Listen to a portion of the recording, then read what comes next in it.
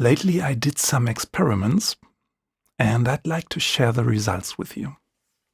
It all started when I took this old Ahamai guitar and put it on eBay for sale. It is from the 80s and it had two humbuckers. I don't really like humbucker sounds and it sounded muddy somehow.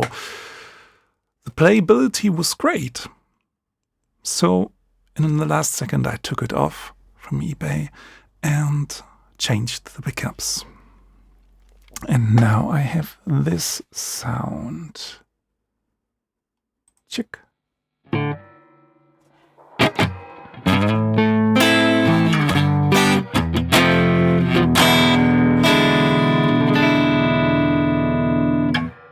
And you already hear what's so special about this experiment. Yesterday I heard, oh, that springy sound inside the guitar. I could build a spring reverb with it. So I had the old pickups and I took the bridge humbucker and put it on the springs. And I took a short lavalier microphone and put it inside too. So now I have a homegrown spring reverb sound. There's no reverb sound from the door, just the own springs of the Ahamai guitar. So I thought, which music is best to have springy sounds inside? And now we come to the third part of my experiments. These were before these guitar things. I'll show you in the mixing of the song. So I have this reggae sound.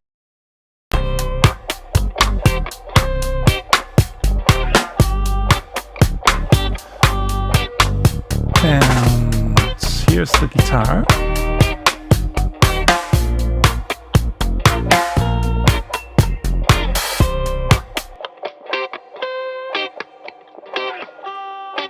And I can turn up the spring sound.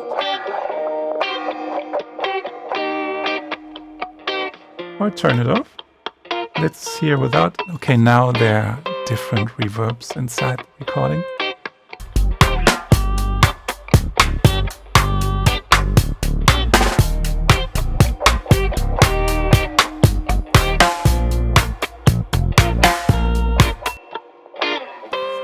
I like this sound very much. So we've got these guitars and I did some things. For instance, I took a model of my beloved 488 from Tascam, the tape recorder. I did a num profile for the 488 and it sounds like this.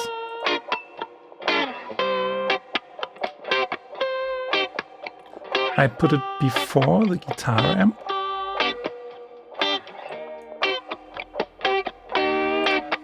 So it makes a little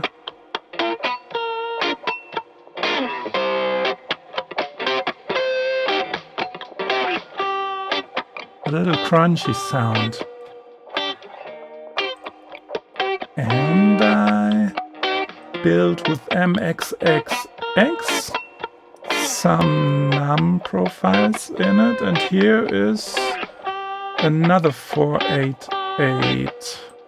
I did some experiments with the phase correction. It had some problems running too slow, and so I had problems with the capture, with the profiling. This sounds like this.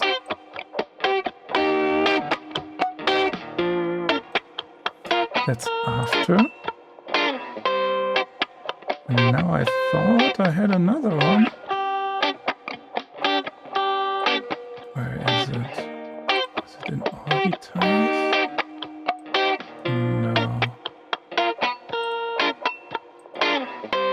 No. I thought the wobbling was from my tape simulator, but it was the chorus. So let's turn off this one and switch back to the tape simulator, and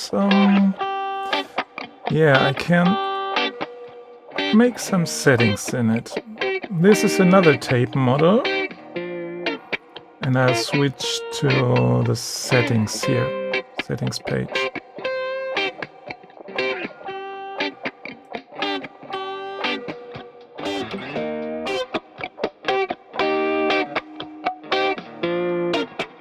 So yeah, I get the drive settings. I can frequency adapt this curve to the original sound. Okay, you won't drive a tape that hard, and you won't wobble a tape that hard, but I love this effect. Isn't it great? It's like putting off the old tapes from the recorder when they messed up everything, you know that? I'm from the 70s.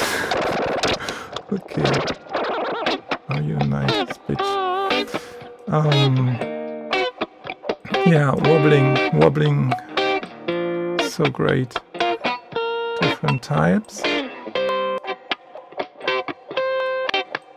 Yeah, this one was good too. I love this. Different kinds of bass drive. Tone control.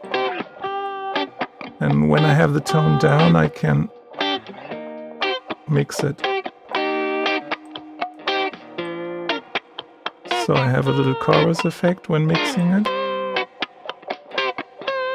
A little is good. Yeah, where's the type?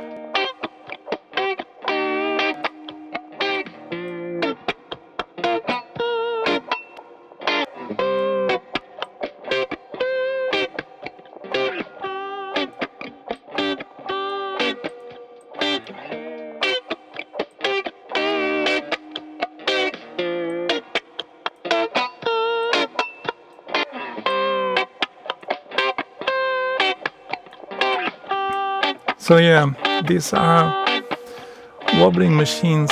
I've made some echoes with these NAM profiles and impulse responses, and I did another mastering machine. Love this one too. That's the Mixato wobble. And let's stop this. And this is too much NAM inside. So I've got some other NAM profiles. The Studer is the best sounding NAM profile on Tone Hunt, I think so. And the Neve. And both together often make my mastering thing. So what should I do? I could put it on the master. Why not?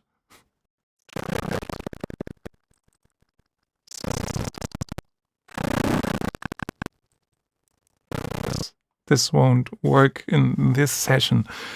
So enough for these experiments and the newest stuff here.